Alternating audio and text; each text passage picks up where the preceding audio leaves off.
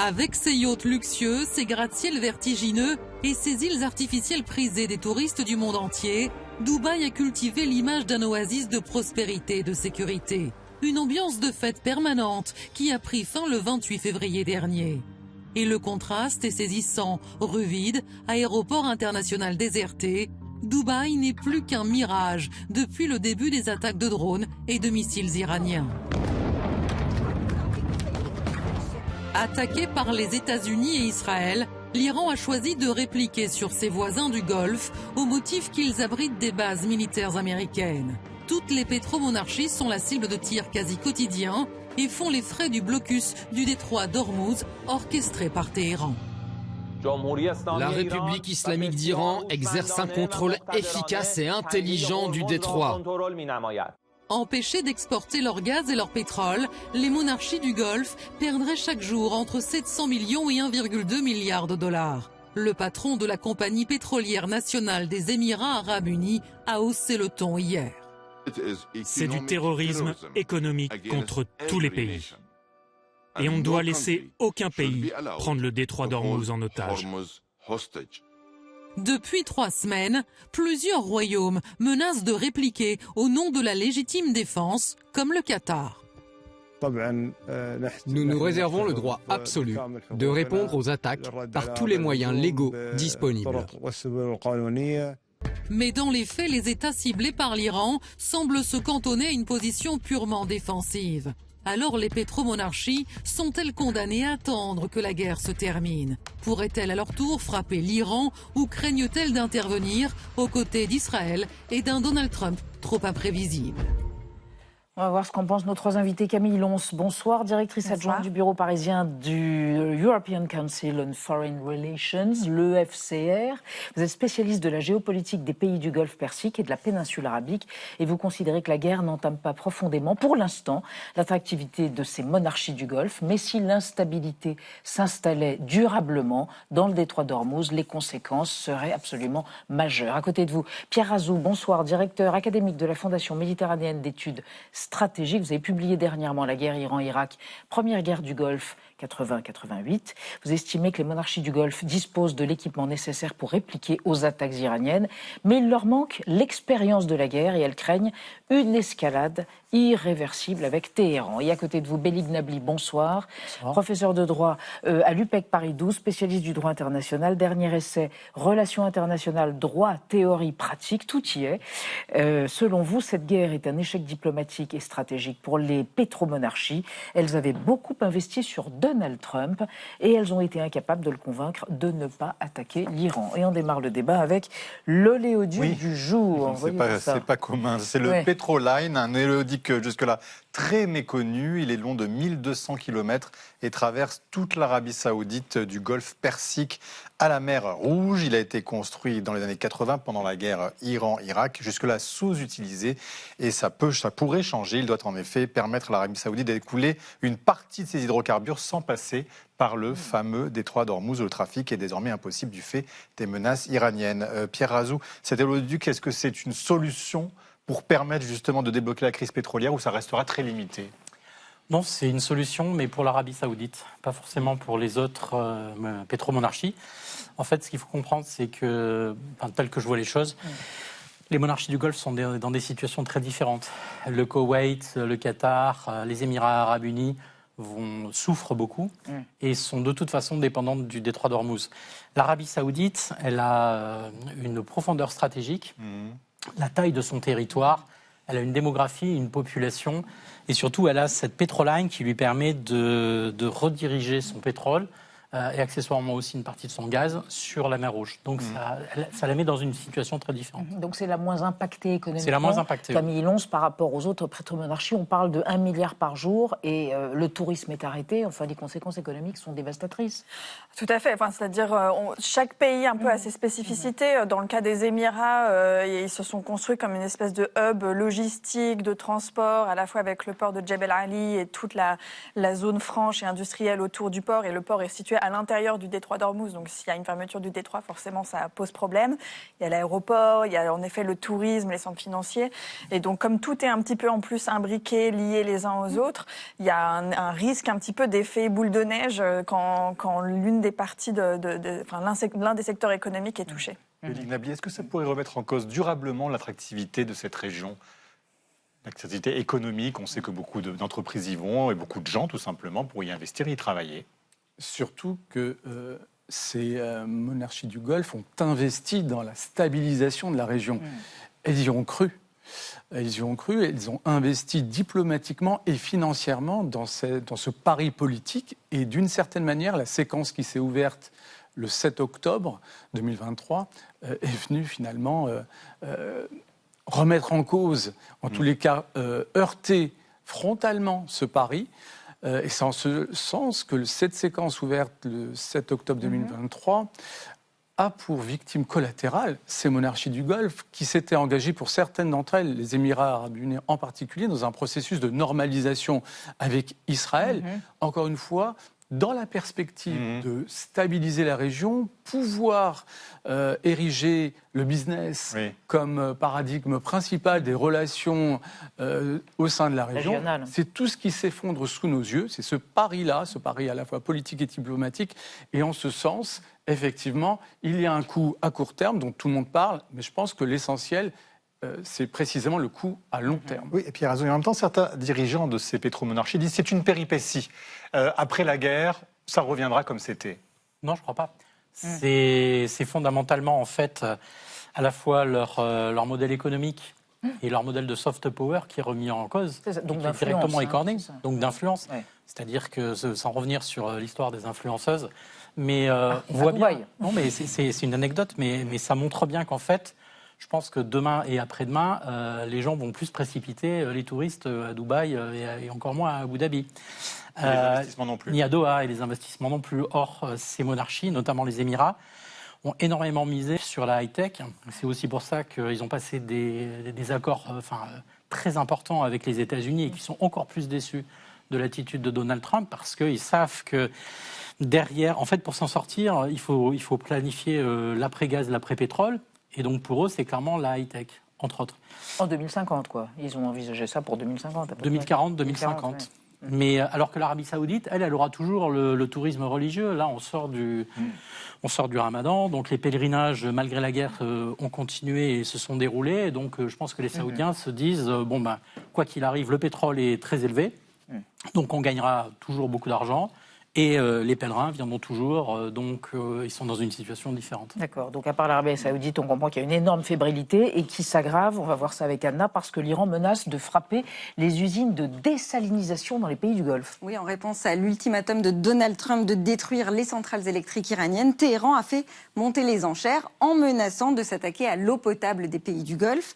L'enjeu est énorme, voire vital, dans une région qui fait partie des plus arides au monde. Le Qatar et le Bahreïn n'ont ni fleuve, ni rivières, ni nappes phréatiques et sont donc extrêmement dépendants des usines de désalinisation. Au Koweït, on va le voir sur cette carte, 90% de l'eau potable consommée par les populations ou pour l'agriculture provient de ces installations. C'est 86% pour Oman, 70% pour l'Arabie Saoudite. Et une note de la CIA de 2010 précisait déjà que la perturbation des installations de désalinisation pourrait avoir des conséquences plus graves que la perte de toute autre industrie ou matière première. Que se passera-t-il concrètement si les installations étaient attaquées ? Alors, selon plusieurs experts, les usines disposent de 2 à 7 jours de réserve, mais pas plus. Cela entraînerait donc immédiatement des rationnements, voire pire, à terme, l'exode des populations. Plusieurs pays ont donc fait le choix de sécuriser avec des batteries de missiles les abords des plus grosses usines, qui sont très vulnérables car elles sont positionnées en surface et en bord de mer. Camille Lons, attaquer ces usines, est-ce que, si l'Iran décide d'attaquer ces usines, est-ce que c'est franchir une ligne rouge ? Je pense que ça fait partie, ça fait partie de tous les points de vulnérabilité et en effet, c'en est un additionnel. Je pense qu'on n'est pas encore dans une urgence vitale dans le sens où en effet, elles sont tellement importantes qu'elles sont très protégées. Il y en a beaucoup aussi qui sont réparties sur le territoire. Donc avant qu'on ait atteint toutes les usines de la région, on n'est pas encore dans cette urgence-là. Mais ça ajoute à l'escalade et en effet, ça franchit d'autres lignes rouges. Alors, si ça devait vraiment se traduire en actes, on serait confronté, a priori, à un crime de guerre. Parce que les victimes directes de telles destructions d'infrastructures civiles qui sont vitales pour les civils de ces pays, c'est précisément des populations civiles, des civils. Or, le droit international de la guerre, le droit international humanitaire est fondé sur la distinction entre combattants et civils. Dès lors qu'on commence à cibler de telles usines, effectivement, les victimes, même si ça ne sera jamais avoué formellement, explicitement par le régime iranien, les victimes seront civiles. Dès lors, on sera confronté à un crime de guerre, et c'est en ce sens que ce conflit s'inscrit dans une séquence, encore une fois, qui renvoie alors à la fois à l'invasion de l'Ukraine par la Russie, en dehors de toute légalité internationale, et à la séquence née 7 octobre avec les crimes internationaux qui ont été commis aussi par l'armée israélienne. Donc la neutralisation du droit international, ça donne une forme de normalisation d'un événement auquel on s'attend alors qu'on ne devrait pas l'accepter en soi. Camille Lons, est-ce que vraiment ces monarchies du Golfe ont été surprises par cette guerre? Parce qu'il y a eu beaucoup de coups de semonce, et puis il y a eu aussi au mois de juin déjà des attaques israéliennes et américaines. Elles s'étaient préparées ou pas du tout? Alors, ils savaient qu'ils seraient une cible potentielle, et c'est pour ça que depuis des mois, voire des années, ils ont eu toute cette stratégie diplomatique justement de rapprochement avec l'Iran, d'avoir leur propre canaux diplomatiques avec l'Iran pour éviter d'être pris pour cible en cas d'escalade. L'Arabie Saoudite notamment. Notamment l'Arabie Saoudite depuis 2023, qu'ils ont fait tout un lobbying à Washington pour essayer justement d'éviter ce conflit, mais sans succès. Après, il y a quand même un effet de surprise, parce que par rapport à ce qui s'est passé l'année dernière, où ils avaient réussi à ne pas être trop touchés, à part le Qatar qui avait été frappé par l'Iran et Israël, mais de manière très très limitée. Il y avait ce sentiment qu'ils étaient un petit peu immunisés justement grâce à cette stratégie de diplomatie avec l'Iran. Et là, il y a quand même un effet de surprise sur la taille en fait de la réponse iranienne. Alors face aux attaques iraniennes justement, les pays du Golfe sont restés sur une position défensive jusque-là face aux attaques, mais l'Arabie Saoudite n'exclut rien. Écoutez son ministre des Affaires étrangères. The kingdom is not going to succumb to pressure. And on the contrary, this pressure will backfire. Will backfire politically, will backfire, I believe, morally, and certainly, as we have stated quite clearly, we have reserved the right to take military actions if deemed necessary. Mais jusque-là, rien en quelque sorte, Pierre Razou, position défensive, je le disais. Pourquoi ne pas avoir répliqué militairement? Pour ne pas apparaître aux côtés d'une offensive israélienne notamment? Non, je ne crois pas. Je crois qu'en fait, fondamentalement, les monarchies du Golfe, c'est parce qu'en fait, il faut bien comprendre que seuls les leaders, c'est-à-dire les dirigeants au niveau de l'émir, au niveau du palais, décident de la stratégie militaire, de la manière dont c'est coordonné. Et les dirigeants des monarchies du Golfe savent pertinemment qu'ils sont extrêmement vulnérables, que leur pays est extrêmement vulnérable sur le plan des infrastructures civiles critiques. On en a parlé avec les usines de désalinisation d'eau de mer, les usines électriques, mais pas que. L'ensemble de cette infrastructure, qui est grande, qui est facile à cibler et qui est très vulnérable à des attaques de saturation de la part de l'Iran. Ça, c'est un premier point. Ensuite, les monarchies du Golfe savent, en tout cas, ont des doutes sur la volonté des États-Unis de réellement les défendre. Donc ça met un point, quand même, une grosse interrogation là-dessus. Et puis il ne faut pas oublier que leurs armées, c'est un paradoxe, pendant des décennies, les monarchies du Golfe se sont équipées, se sont armées des armes les plus sophistiquées qui existent, en grande quantité.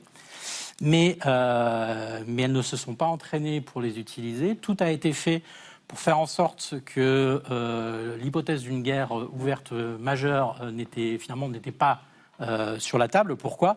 Parce que le but de ces achats, c'était en fait s'acheter des protections. Donc en fait, on a acheté des Rafales, des F-15...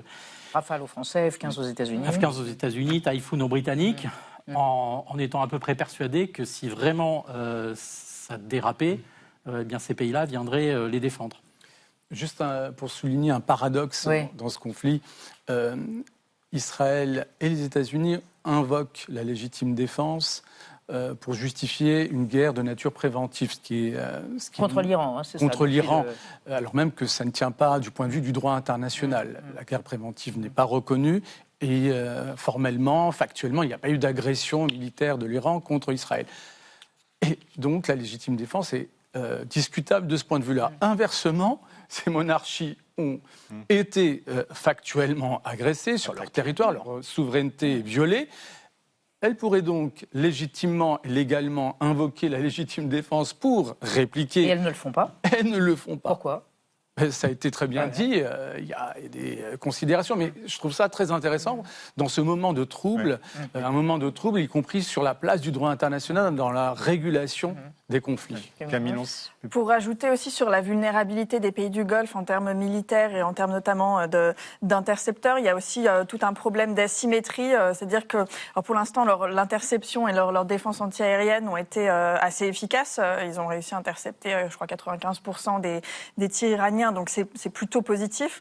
Mais en fait, c'est des intercepteurs, c'est des batteries Patriot ou THAAD américaines qui sont extrêmement coûteuses. Ça coûte ça coûte plusieurs millions dans certains cas. Il en faut parfois plusieurs pour intercepter en face, souvent des drones iraniens qui coûtent que quelques dizaines de milliers d'euros. Et de ce point de vue-là, sur le long terme, il y a la question de à quel point c'est soutenable aussi pour ces pays. Pierre Azou, est-ce que les monarchies pétrolières, elles ont intérêt à ce que le régime iranien tombe ? Non, je ne crois pas.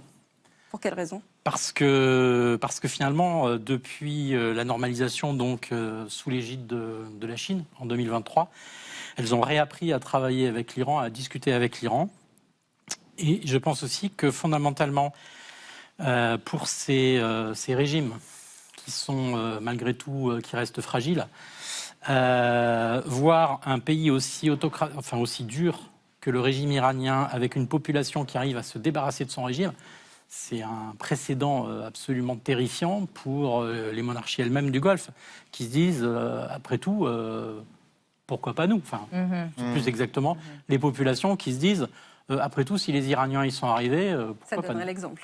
Ça donnera l'exemple. Mais en même temps, Camillon, c'est quand même un fort nationalisme dans ces pétromonarchies. Comment les populations réagissent-elles à cette forme de passivité de leurs dirigeants face à l'Iran ? Pas de réaction offensive. Ça suscite quoi ? Je pense que les populations comprennent un petit peu la situation dans laquelle leurs dirigeants sont, et donc pour l'instant, en tout cas, je vois pas de remise en question des choix stratégiques qui sont faits, et juste la population comprend en fait le problème, le fait qu'ils sont dans un cul-de-sac un petit peu stratégique, c'est-à-dire ils ont investi d'un côté dans la diplomatie avec l'Iran, et on voit aujourd'hui toutes les limites de cet effort-là. Ils ont beaucoup investi dans la relation sécuritaire avec les États-Unis, qui est aujourd'hui de plus en plus remise en question. Pour certains, ils ont aussi investi, dans le cas des Émirats et du Bahreïn, dans la relation avec Israël, avec les accords d'Abraham, et pareil, qui montrent aussi toutes ces limites. Et donc, ils sont juste bloqués, en fait. Mais oui, justement, quelque chose. Ces mêmes populations, opinion publique nationale, ne sont pas dupes précisément quant au discours des uns et des autres.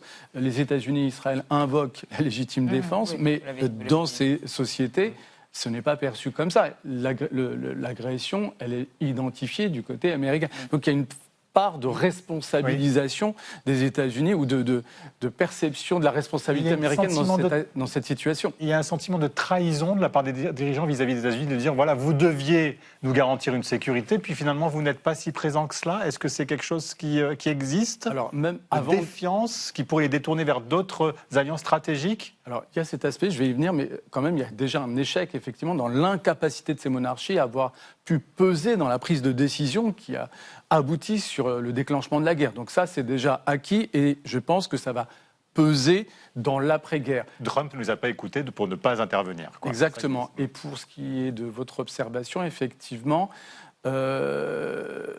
c'est quelque chose qui ne sera pas nouveau, en ce sens où l'Arabie saoudite en particulier a déjà enclenché cette stratégie de diversification des rapports diplomatiques, y compris à l'endroit de puissances qui étaient soit ennemies, soit adverses des États-Unis. Je pense à la Chine et à la Russie. Ça ne pourrait qu'accélérer ce mouvement de diversification dans un monde qui précisément se caractérise par ce qu'on appelle le multi-alignement. Alors, elles semblent, ces monarchies du Golfe, faire front aujourd'hui face à la menace iranienne, mais la cohésion n'a pas toujours été au rendez-vous. Regardez une archive qui nous ramène en 2017, lorsque le Qatar avait été mis au ban par ses voisins, les autres pétromonarchies. C'est un petit émirat richissime, mis en quarantaine par ses voisins du Golfe. L'Arabie saoudite, avec ses alliés, Bahreïn, les Émirats arabes unis, le Yémen et l'Égypte, ont décidé de rompre leurs relations diplomatiques avec le Qatar. Toutes les liaisons sont suspendues, un quasi-embargo.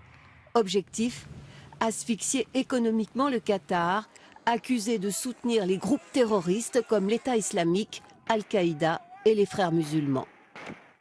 Et Pierre, aujourd'hui, il y a un consensus entre toutes ces pétromonarchies, elles ont des liens très forts ou pas? Non, alors elles sont en même temps rivales sur certains dossiers, ou sur certaines régions, en mer Rouge, dans la Corne de l'Afrique, au Levant. Mais là, je pense que face à la menace et face à ce qui est perçu vraiment comme un défi vital pour elles mettent ça de côté et elles commencent à réfléchir. Ce que je voulais dire par rapport à tout à l'heure, sur deux points, c'est les États-Unis et la France. Je crois qu'il faut rester prudent, c'est-à-dire que pour le moment, on ne sait pas comment, si vous me passez l'expression, la poussière va retomber. Donc, tout dépendra de si les États-Unis sont perçus comme vainqueurs ou perdants. S'ils sont perçus comme perdants, entre guillemets, là, c'est sûr que les monarchies du Golfe vont se précipiter sur le multi-alignement, etc., même si tout le monde a vu que la Chine et la Russie n'ont rien fait pendant la guerre. Et le deuxième point, c'est qu'il y a quand même un pays qui a agi, c'est la France. Et la France, elle a réellement défendu ses alliés en Jordanie, au Qatar et aux Émirats arabes unis. Et ça peut être une opportunité pour elle. Et leur retour sur investissement sera favorable pour la France? Je ne sais pas, mais ça peut être intéressant. Est-ce que le sunnisme de ces pétromonarchies est un facteur de cohésion face au chiisme, c'est-à-dire l'Iran, la monarchie qui est le pays chiite? Je ne suis pas une grande fan de la clé de lecture sunnisme, chiisme pour expliquer la géopolitique du Moyen-Orient. Je pense que ça va bien au-delà de ça. Et dans ce cas-là, l'Iran est un rival géopolitique et une menace sécuritaire majeure. Avant toute autre considération. Et c'est principalement ça aujourd'hui le facteur plus que le schisme de l'Iran. Donald Trump a invoqué visiblement des négociations avec l'Iran. Actuellement, on ne sait pas si c'est vrai ou pas. Mais est-ce que ça veut dire qu'il y a quand même encore un poids diplomatique de ces pays sur Trump? Est-ce qu'ils peuvent avoir encore son oreille? Alors, ce qu'on sait, c'est qu'elles essayent de peser directement et indirectement. Le problème, c'est qu'elles n'ont pas, jusqu'alors, fait la démonstration de leur capacité à convaincre Donald Trump, qui semble être plus sensible par rapport à d'autres canaux, à la fois par rapport à son entourage proche, tout simplement, mais également par rapport à Benjamin Netanyahou, qui a fait la démonstration de cette capacité à influencer les décisions.